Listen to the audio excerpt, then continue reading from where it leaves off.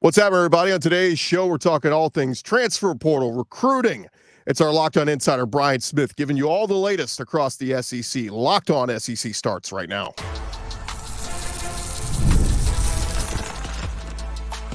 You are Locked On SEC, your daily podcast on the Southeastern Conference. Part of the Locked On Podcast Network, your team every day. And what's up, everybody? Welcome to Locked On SEC. It's great to have you guys along. On today's show, we're talking all things portal, recruiting, everything else across the SEC. I'm Chris Gordy. Thanks for making Locked On SEC your first listen every day. Shout out to Everydayers. We're free and available wherever you get your podcasts and on YouTube. Part of the Locked On Podcast Network, covering your team every day. And this episode is brought to you by Monopoly Go. Look, we'll admit it. We got a competitive side. If you're a big fan of Monopoly, you'll love Monopoly Go, the mobile hit twist on the classic game. So join your friends. Download Monopoly Go now free on the App Store or Google Play. All right, let's dive right into it. We love talking with him. We catch up with him every couple of weeks. He is our buddy Brian Smith, our Locked On recruiting insider. Brian, welcome in, man. It seems like things have kind of been picking up steam here these last couple of weeks. I've been seeing a lot of kids here these first 3 weeks of April, all making commitments here. We're finally to that point, and now the official visits will really start taking off. Month of May, you're going to have all these schools having spring practices. High school coaches will be hosting college coaches. The commitments will start to flow, and even more official visits will get set too. So recruiting is in full swing. The spring games are all done, so that's where we're at.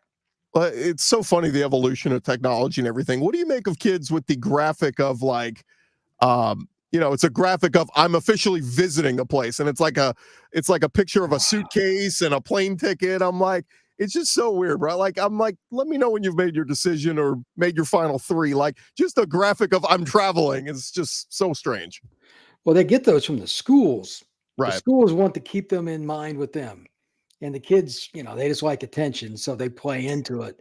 But there are people making a lot of money working for these schools to come up with cool graphics. Some of them have video, etc. It's the new thing. And believe me, it's annoying as hell for me because there's so many. Like, you see a graphic coming up, you're like, oh, is this okay? That's not an important one.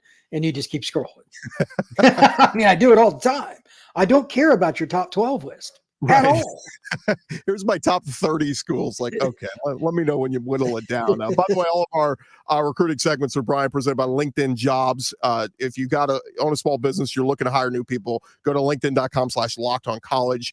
No better way, faster and for free to hire people. Terms and conditions apply. LinkedIn.com/lockedoncollege. All right, Brian, I want to start with the transfer portal with you because this is what everybody's kind of focused on right now. Yep. On the big names that are hitting the portal and on the move. I want to start with the big-time running back Damien Martinez because there's a big productive running back from Oregon State. I've seen a ton of SEC schools that were interested. He was supposed to make a visit to Kentucky, made a visit to Mississippi State, but this is sounding like this is almost a done deal for Miami. Is that what you're hearing? His agent's even from the city of Miami, and he's going to go there this weekend for 2.5 days, whatever it is. I expect the Canes to get it done. Their key running back has the Liz Frank injury. That's the one you don't want in your foot. It takes forever to heal. Mark Fletcher Jr., they don't know if he's going to be ready for the fall, and they run a lot of inside power plays. But Martinez fits the bill. For those of you who don't know much about him, he's from the Dallas area originally, but tore it up the last 2 years at Oregon State. He's an NFL player. He could start at Bama. He could start at LSU. He could start anywhere, but Miami's trending with him right now. And, kind of a little bit of writing on the wall. Henry Parrish went there, started his career at Ole Miss, went to Miami, and now he's on the move back to Ole Miss. So if he's leaving the running back room there at Miami, somebody's coming in there. So writing on the wall there. But I like what Ole Miss has kind of done here. They bring in the Crockett Merritt guy from New Mexico, who was very productive there, ran for over 1,000 yards. They bring him in. They've got, Ulysses Bentley still, who came in from SMU a couple years ago. Now they bring in Henry Parrish from Miami. So as Lane Kiffin kind of hoping some combination of those three will pick up the slack of what Quinshon Judkins gave them the last 2 years. I'm not worried about Lane Kiffin in offense. They seem to figure it out every year. He's a tremendous play caller. He finds ways to get guys the ball. He's got a good coaching staff.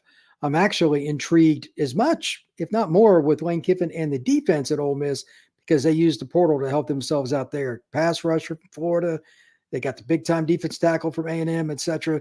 If anybody set themselves up for an unprecedented run, let's be honest, Ole Miss is not normally a title contender. It's Ole Miss.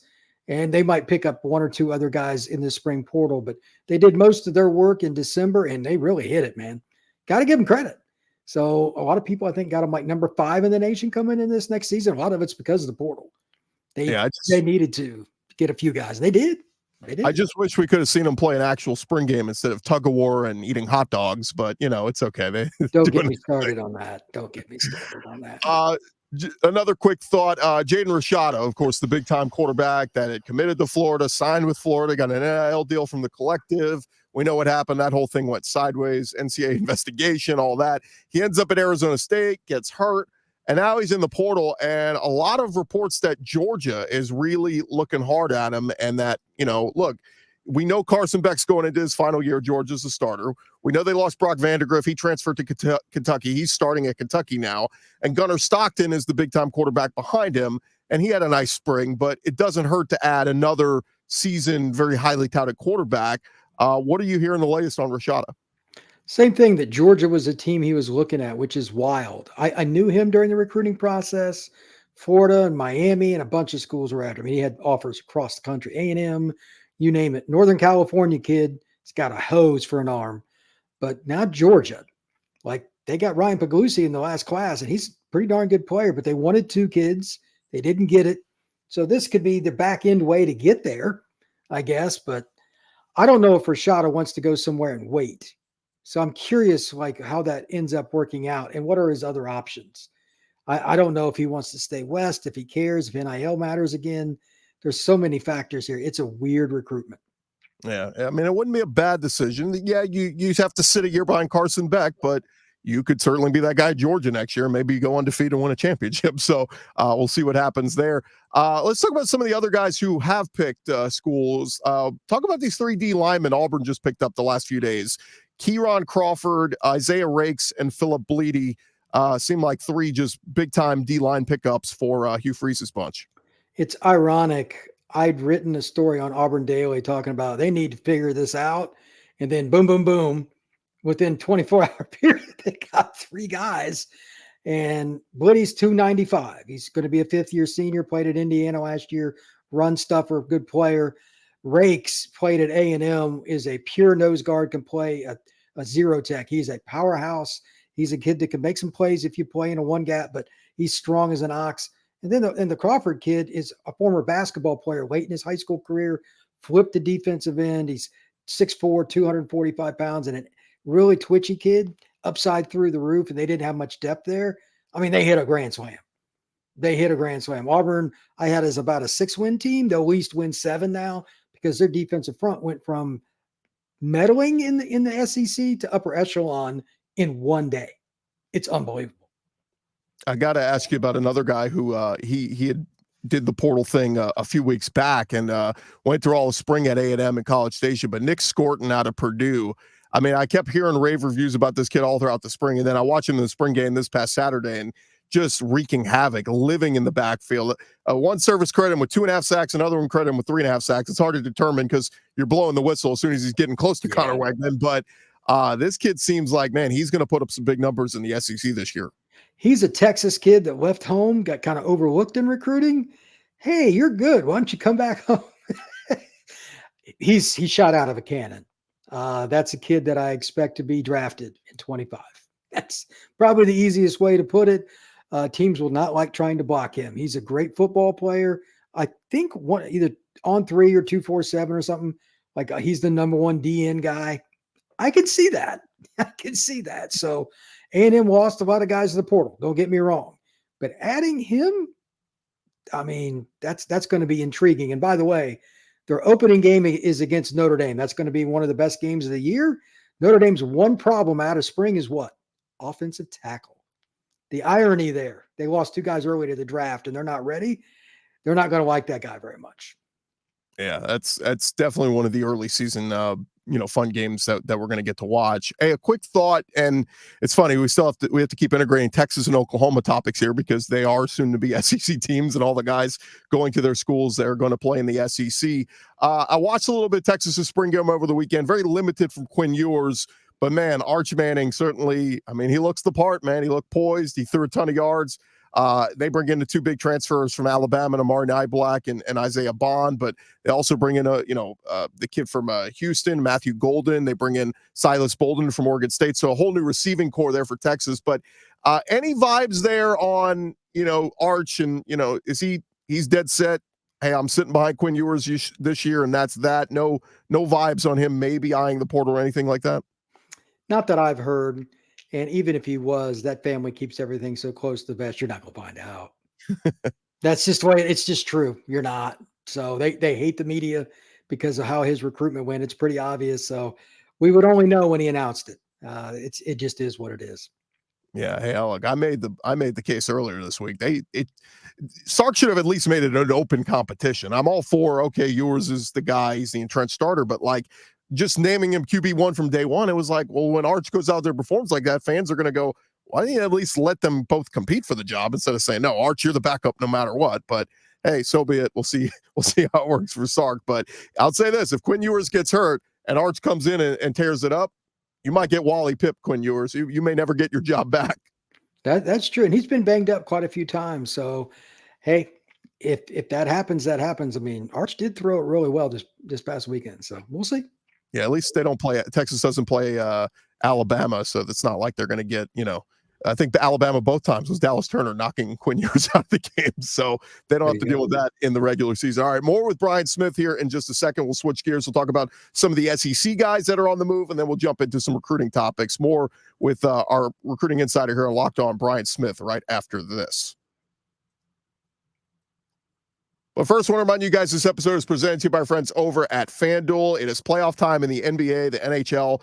Baseball is in full swing, and FanDuel is your place to get in on every game. And right now, new customers are getting $150 in bonus bets guaranteed. That's $150, win or lose. Bet on everything from slap shots to home runs, slam dunks, all of it on an app that is safe, secure, and super easy to use. What are you waiting for? Super easy to do. Go visit FanDuel.com/lockedon and go make your first bet an automatic win. That's FanDuel.com/lockedon to take advantage of that great deal. They are FanDuel. They are America's #1 sports book. And hey, they got some future bets as well for all you college football fans out there. If you feel good about your team maybe winning the championship next year, future odds up there at FanDuel. FanDuel.com/lockedon. Be a part of that great offer. $150 in bonus bets guaranteed. All right, as we dive back into it with our buddy Brian Smith, our recruiting insider here, and of course, all of our great segments on Locked On Talking Recruiting are presented by LinkedIn Jobs. Make sure you head to linkedin.com/lockedoncollege. And Brian, before we get into the recruiting aspect, did want to touch on some of the SEC guys to hit the portal recently, and just any vibe on what kind of schools these guys are going to go to. Now, maybe not necessarily the exact school, but like, let's start with an Auburn wide receiver, Jay Fair. We know that Auburn wanted to retool this receiving core. They bring in Cam Coleman, the dynamic freshman who wowed everybody throughout the spring. But yes, Jay Fair on the move. Where we know about the new SEC rule, right? Where like if you go in the portal now, you can't go to another SEC school this spring. So where do you see a Jay Fair going? What type of school? I think it's probably a step down unless he ends up in an ACC institution. That's just my guess. I mean, Tulane or something like that is a possibility. Maybe UCF. But like he's not a bad player by any means, but Auburn's receiver room last year was not good. And they got two more guys coming in, including Perry Thompson, who's just a complete dude. I think these guys that are upperclassmen at Auburn just worried they're going to lose reps, and they probably will. So if you want all the reps, that's fine. But your chances of playing SEC ball are now, as you noted, out the window. And I'm guessing he's probably going to end up in the Sun Belt or something like that, or maybe a lower Big 12 team.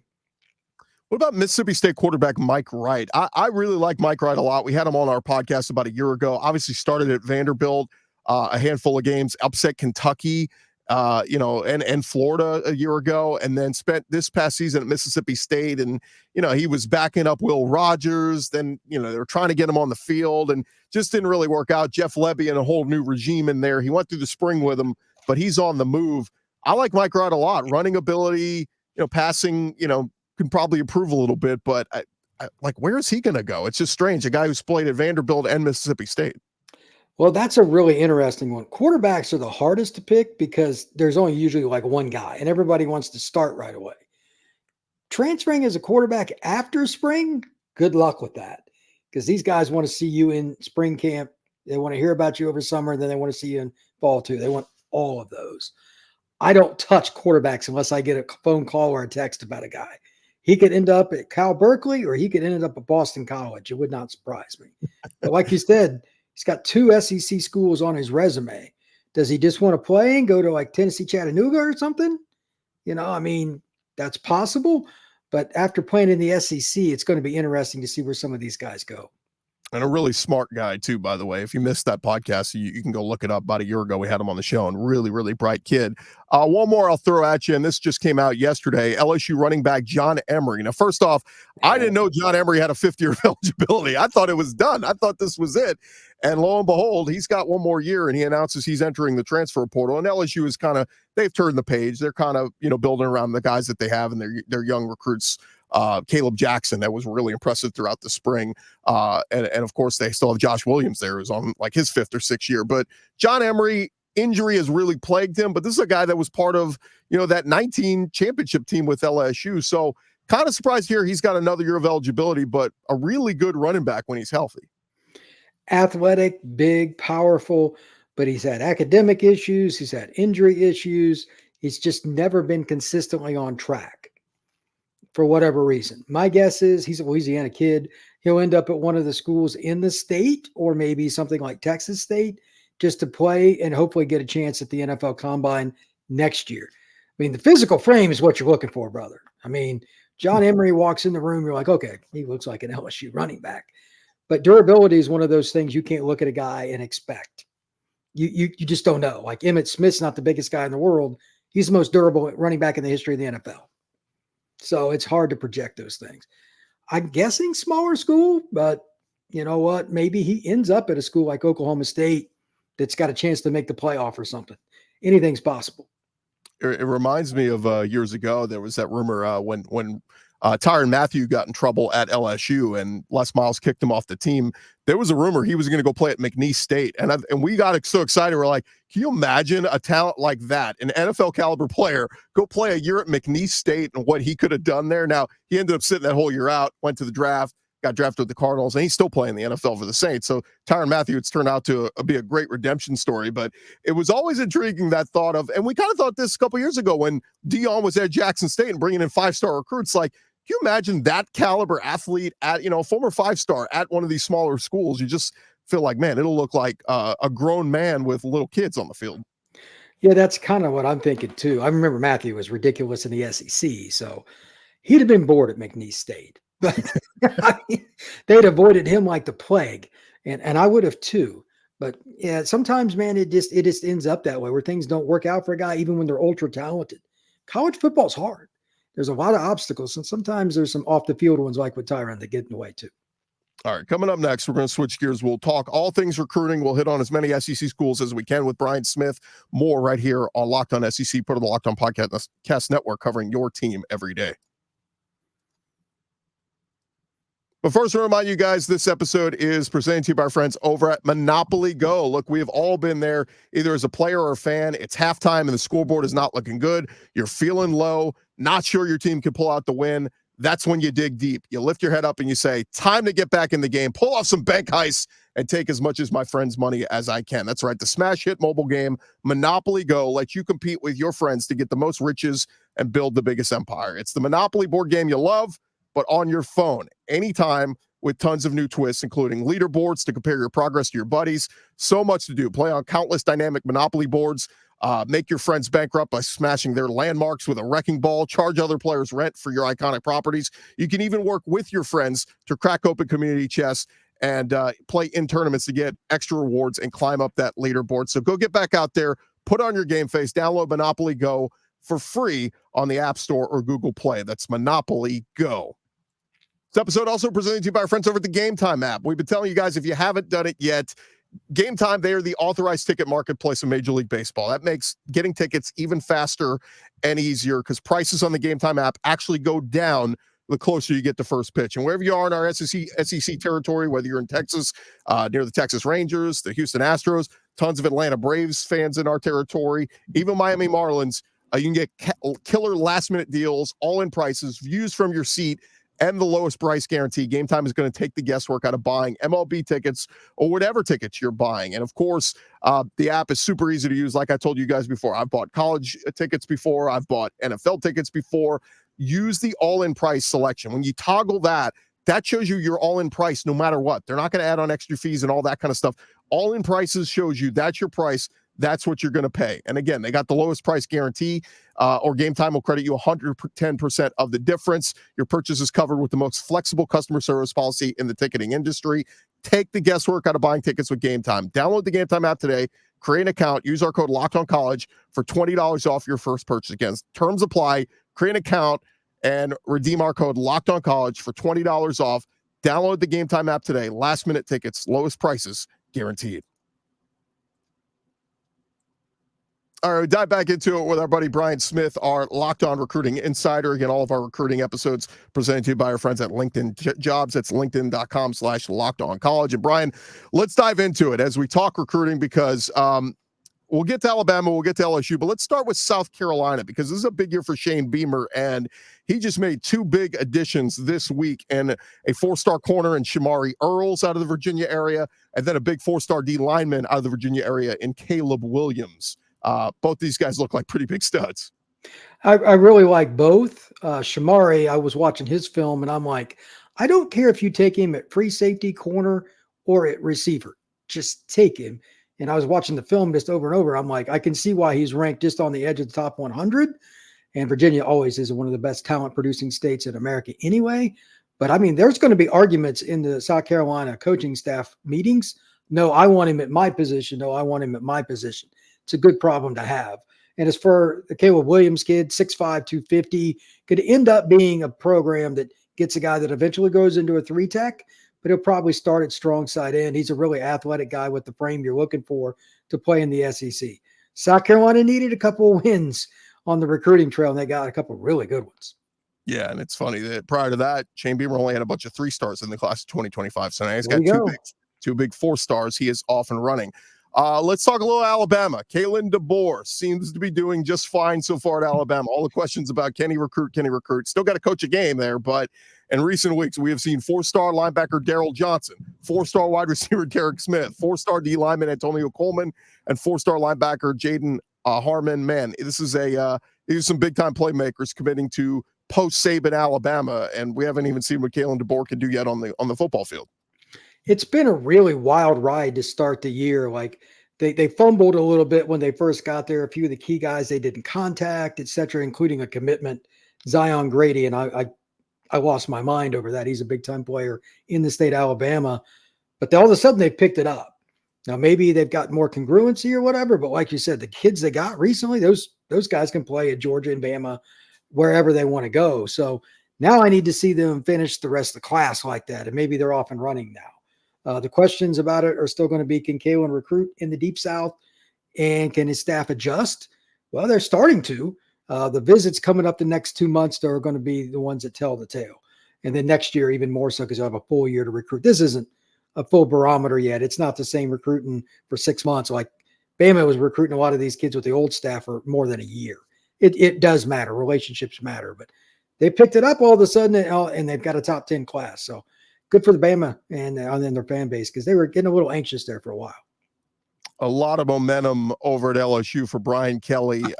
They continue to rack up dudes. They got the number 1 quarterback in Bryce Underwood, the number 1 wide receiver in DeCorian Moore, the number 2 running back in Harlem Berry. What are you hearing about the job Brian Kelly and his staff are doing over there at LSU?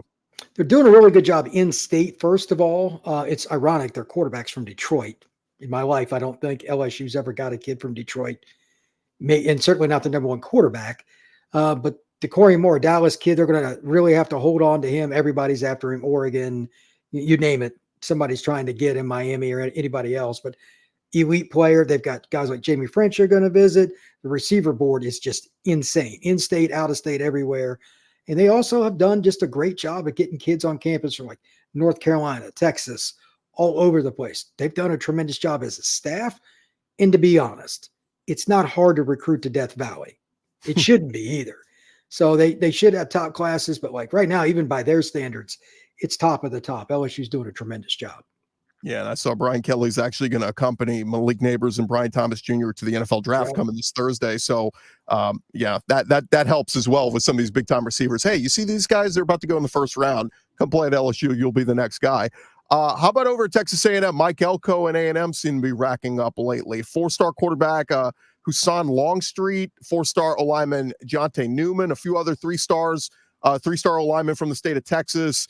Mike Elko knows where his bread is buttered. You need that offensive line to be consistent there at A&M. I like Jonte. He's a really athletic, big tackle. You can still fill out some more. He's a kid that kind of fits the role of what you're looking for at Texas A&M. And the quarterback, Longstreet, is elite. He plays at arguably the best passing program in the country in Centennial, just on the edge of Los Angeles.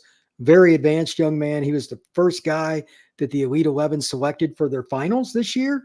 And he's also mobile. This kid is dynamic. You could make the argument his upside is higher than anybody else's in the class just because of all of the things that he has already been taught into him, and he's got the ability to run. He could play another position. They are really trending in the right direction. And I know A&M fans get nervous anytime the word quarterback comes up because all their guys seem to get hurt, etc. But you just got to keep recruiting the best ones. And they got a great one there. So they'll have a top 10, top 12 class. And I think they're going to do a really good program moving forward.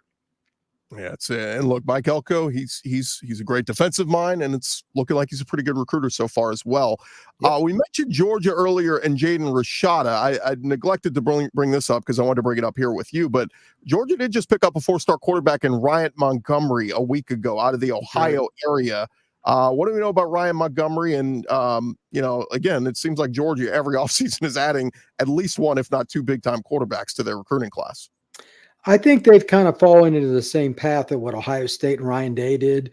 They recruit as many as they can, and they don't care who transfers. Whoever ends up moving up the ladder, that's fine. We're going to take 1 or 2 more next year, as good as we can get. Whoever it is, so be it. Like Vandergrift transferred to Kentucky. I thought he was going to be an elite college guy. He just didn't figure it out at Georgia. Maybe he'll figure it out somewhere else. But if you keep taking guys like this, somebody's going to pop for you.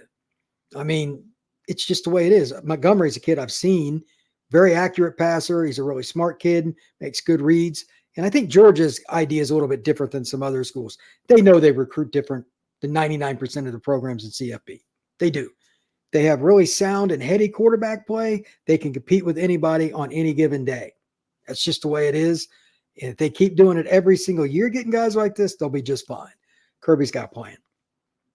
Last one for you here, Brian, and just kind of looking at recruiting. I know it's early, but seeing some of these other schools that are a little slow out of the gates. Arkansas, just 4 commitments so far. Florida with just 3. Is this a result of the hot seat talk? Like for these coaches, I mean, Billy Napier and Sam Pittman certainly coming into this year on the hottest of hot seats saying, hey, you guys have to perform. Is that a reflection on the recruiting where they only have a couple of kids committed so far? I think that's 100% what it is. I was on the Locked On Gators podcast. I'm just about every week. That comes up every week. There's no doubt in my mind Florida's a top 5 job in college football. And they're struggling in recruiting. Why? It's because they didn't go to a bowl game the last couple of years. They're not very good. So a lot of people know he's on the hot seat, even though Florida's an easy sell. It's in the SEC. They got tradition. State U in the state of Florida, that's hard.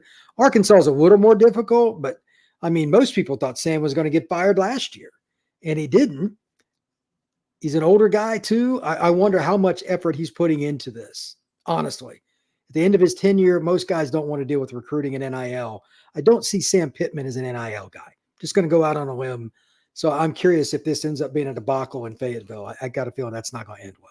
Yeah, and I've heard that from a couple people that have said maybe retirement could be on his mind. Even if he turns things around this year, goes 7-5. And by the way, I love what we saw from Taylor Green in the Bobby Petrino offense. And sure. Jaquindon Jackson looks good. Like they might actually win some games this year. But I've heard multiple people say that. And maybe Arkansas knows Bobby Petrino just slides from the OC seat back into the head coach seat. And maybe that's the direction they go down the road. But going to be very interesting to see that. Hey, Brian, great stuff as always, man. Let folks know where they can find your stuff. At FBScout_Florida on X. Man, right now it's just so much going on with the portal. That's a lot of the things I'm talking about. But there's some recruiting stuff too, some film breakdowns and whatnot. That's where you can find me. I love it. Great stuff as always, man. We'll do it again real soon. All right. Thank you very much, sir. All right, that's Brian Smith there, of course, our recruiting insider here on Locked On SEC, and of course on across the whole Locked On network. That's going to do it for this edition of Locked On SEC. Thank you guys so much for making us your first listen every day. Now you go make your second listen. Locked On has launched the first ever national sports 24/7 streaming channel on YouTube. Here for you 24/7, also on the Amazon Fire app as well. It's Locked On Sports Today, talking all the biggest stories in the sports world. I'm Chris Gordon. This has been Locked On SEC. We will talk to you guys tomorrow.